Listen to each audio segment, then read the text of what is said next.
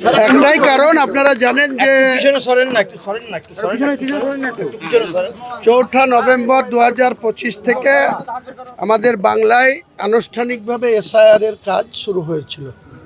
ভারতের election commission এত short পিরিয়ডে, এত শর্ট টাইমে, এত বড় একটি রাজ্য যেখানে 7,66,533 জন ভোটার, সেখানে মাত্র 4 মাসের মধ্যে যে পূর্ণাঙ্গ এসআইআর এর কাজ চালু করেছিল, এটাই আমি বলবো বাংলার মানুষের উপরে জুলুম বা অত্যাচার। কারণ এর আগে 2002 সালে যখন এসআইআর এর কাজ শুরু হয়েছিল তখন 2.5 বছর ধরে এসআইআর এর কাজ হয়েছিল। অথচ এবারে রাজ্য সরকার মুখে বললেন যে এসআইআর মানছি না, মানব না, কিন্তু তারা অযোগ্য কর্মীদের নিয়োগ করলেন বিএলও হিসাবে এবং এআরও হিসাবে। এবং সেখানে দেখা গেল যে এই 4 নভেম্বর থেকে যেটা পুরো জানুয়ারি মাস পর্যন্ত যেটা এসআইআর এর কাজ করলো, সেই তাদের 50% সরকারি কর্মচারীদের অ্যাপ সম্বন্ধে কোনো ধারণা নেই, কম্পিউটার চালাতে জানে না। তাদের দিয়ে বাংলায় যেটা ছাগল দিয়ে ধান মারা হলো। মুখে তিনি বললেন এসআইআর মানব না, তারপরে কিন্তু এসআইআর তিনি করলেন। করতে গিয়ে দেখা গেল যে লাস্ট যখন ড্রাফটিং লিস্ট টাঙানো হলো, খসড়া তালিকা টাঙানো হলো, তখন দেখা গেল যে 7,66,533 জন ভোটারের মধ্যে 58,20,000 মতো ভোটারের নাম বাদ গেল, ডেথ কেস এবং ডবল নেম কেস। সেটা ঠিকই আছে, যারা ডেথ তাদের নাম আগেই বাদ যাওয়া উচিত ছিল। এদের গাফিলতির জন্য রাজ্য সরকারের ইলেকশন কমিশন বা যাদের কর্মচারীরা এই কাজ করে তাদের গাফিলতির জন্য 58,20,000 ভুয়ো ভোটারদের নাম ছিল, কারো ডবল জায়গায় নাম ছিল, কারো ডেথ কেসের নাম ছিল। তো সেটা আমরা কেউ বিরোধিতা করিনি। সঠিক ভোটার লিস্ট হোক, বৈধ ভোটার লিস্ট হোক, তারপরে নির্বাচন হোক, এটাই ছিল। এই রাজ্য সরকারের ভুল পদ্ধতিতে, অর্থাৎ অযোগ্য অপদার্থ লোকদের দিয়ে এসআইআর এমনিশন ফর্মটাকে ডাউনলোড করতে গিয়ে দেখা গেল যে 1,36,00,000 মানুষকে আবার, যাদের ড্রাফটিং লিস্টে নাম ছিল, খসড়া তালিকায় ছিল, তাদের আবার হিয়ারিংয়ের জন্য নোটিশ খেতে হলো। তারপরে এত মানুষকে হিয়ারিংয়ে অ্যাটেন্ড করতে হলো লাইন দিয়ে সারা দিন ধরে বিডিও অফিসগুলায় বিভিন্ন ভেন্যুতে। এই একই কারণে আপনাকে তো কারণটা বলছি, আপনি মধ্যেখানে না শুনে কেন প্রশ্ন করছেন? 1 মিনিট ক্লিয়ার করতে দেন, তারপরে আপনার প্রশ্ন বলবেন, নিশ্চয়ই উত্তর দেব। তো বিষয়টা হচ্ছে যে সেখানে 1,36,00,000 মানুষকে আবার আননেসেসারি হিয়ারিং করার নোটিশ দিল। সেই নোটিশের পরে দেখা গেল 60,08,000 মানুষের নাম গোটা বাংলায় ওই যেখানে ড্রাফটিং লিস্টের পরে আবার যে মূল লিস্ট ছিল 7,09,00,000 মতো, তাদের মধ্যে থেকে 60 লক্ষ মানুষের নাম আবার এখানে বিচারাধীন অবস্থায় রেখে দেওয়া হলো ঝুলি। এবং তারপরে রাজ্য সরকার সুপ্রিম কোর্ট গেল, মুখ্যমন্ত্রী নিজে সুপ্রিম কোর্টে গেলেন নাটক করতে। তারপরে কি অর্ডার আসলো? সুপ্রিম কোর্ট হিয়ারিং করলো গত মঙ্গলবারে, নির্দেশ দিল যে আমাদের নৈতিক জয় হয়ে গেছে, বিরাট জয় হয়ে গেছে। কি জয়? বাংলার মানুষকে ভোটার লিস্টে নাম তোলার জন্য আজকে জুডিশিয়ালকে পাঠাতে হচ্ছে। মালদাতে 100 জন বিচারপতি 4 তলায় বসে তাদের ভেরিফিকেশন করছে। মুর্শিদাবাদের 200 জন বিচারপতি 11 লক্ষ মানুষের নাম ভেরিফিকেশন করছে। তারপরেও আমাদের কাছে খবর আছে যে এর প্রায় 30% মানুষকে একবারেই কেটে দেওয়া হবে, ওই ভেরিফিকেশনের মধ্যেই ছেঁটে রাখা হবে। এবং তাতে রাজ্য সরকার বলছে যে ট্রাইব্যুনাল কোর্টে যাবে।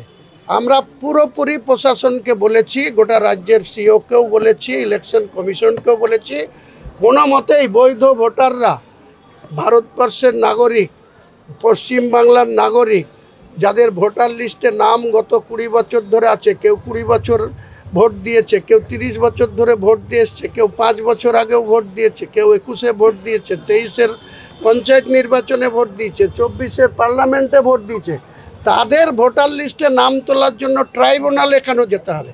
মুখ্যমন্ত্রী ক্রেডিট নিচ্ছে যে ওদের নৈতিক জয় হয়েছে ট্রাইব্যুনালে।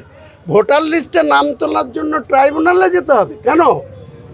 এটা কি 2 নম্বর নাগরিক নাকি যে তাদের নাম বাদ দিয়ে আবার কৌশল করে ট্রাইব্যুনালে যেতে হবে? আমরা কোনো মতেই কোনো ভোটার, বৈধ ভোটার ট্রাইব্যুনালে যাবে না।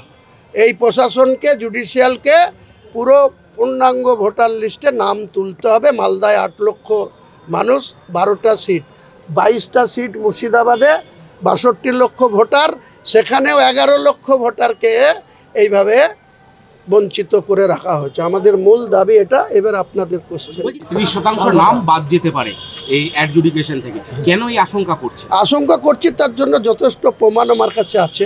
ইতিমধ্যে 10 লক্ষ, গত পরশুদিন রাত্রি অবধি 10 লক্ষ, 60 লক্ষের মধ্যে 10 লক্ষ ভেরিফিকেশন করে যে রিপোর্ট করেছে, তার মধ্যে 300 নামের একদম সাইড করে রাখা হয়েছে, তাদের নাম উঠবে না। ফাইনাল লিস্ট যেটা তুলবে ওই 60 লক্ষর মধ্যে দেখা গেল 40 লক্ষ তুলবে, আর 20 লক্ষ মানুষকে ওই এতে যাওয়ার জন্য, ট্রাইব্যুনালে যাওয়ার জন্য এরা চক্রান্ত করছে। একটা ভোটারকেও আমরা ট্রাইব্যুনালে যেতে দেবো না। মুখ্যমন্ত্রীর এই চক্রান্তর আমরা পূর্ণ বিরোধিতা করছি। আমরা 12টা আসনেই লড়াই করব। মিম আমার সঙ্গে জোটে আছে, আইএসএফ এর সঙ্গে জোট হবে না, সিপিএম এর সঙ্গেও হবে না। কংগ্রেস তো আলাদা লড়ছে। আমরা অনেক ইলেকশন কমিশন যা সিদ্ধান্ত নেবে আমরা প্রস্তুত আছি। 1 দফায় হলেও প্রস্তুত আছি, 2 দফায় হলেও প্রস্তুত আছি, 3 দফায় হলেও প্রস্তুত আছি। বিগত 21-এ 8 দফায় ভোট হয়েছিল। আমাদের ভোটটা লাস্ট দফা 29 এপ্রিল 2021 হয়েছিল। কাজে দফা নিয়ে আমাদের কোনো সমস্যা নেই, ওটা প্রশাসনের ব্যাপার। যদি একদিনে ভোট করে তারা যদি সিকিউরিটি দিতে পারে, বুথ যদি নিরাপত্তা দিতে পারে, তাহলে একদিনে হোক, আমাদের কোনো না। আমরা রাজনৈতিক দল হিসেবে আমরা যতটা সিটে লড়াই করব আমরা প্রস্তুত আছি। রাজ্যে কতগুলো সিটে লড়াই করবেন? 182টা আসনে লড়াই করব।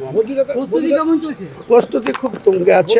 আপনি যেটা বললেন 30% আপনার কাছে প্রমাণ আছে, সেটা কি জনসমক্ষে নিয়ে আসবেন? সেটা সময় মতো নিশ্চয়ই নিয়ে আসবো। আগে প্রকাশ করতে দিন।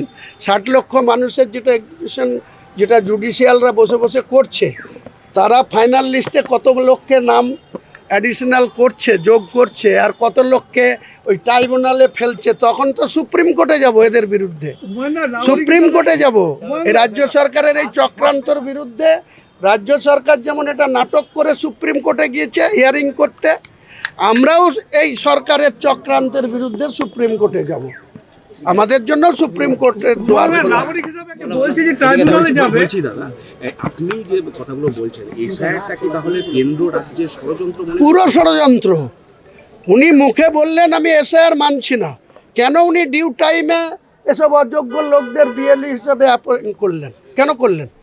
আমি আপনাকে চ্যালেঞ্জ করছি, রাজ্য সরকারের ক্ষমতা থাকে প্রমাণ দিক।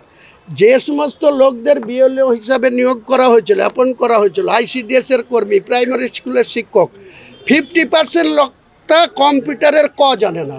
তাদেরকে দিয়ে কেন করা হলো? এটা তো অযোগ্য লোকদের দিয়ে কেন এত টাকা দানছত্র করছে, মন্দির করছে?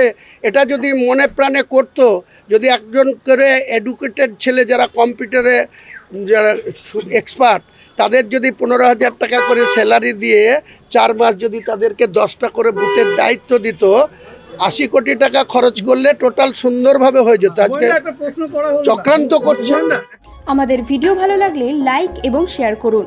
কমেন্ট সেকশনে গিয়ে জানান আপনাদের মতামত। আরও ভিডিও পেতে আমাদের চ্যানেল সাবস্ক্রাইব করুন এবং প্রতি মুহূর্তে খবরের আপডেট পেতে প্রেস করুন বেল আইকন।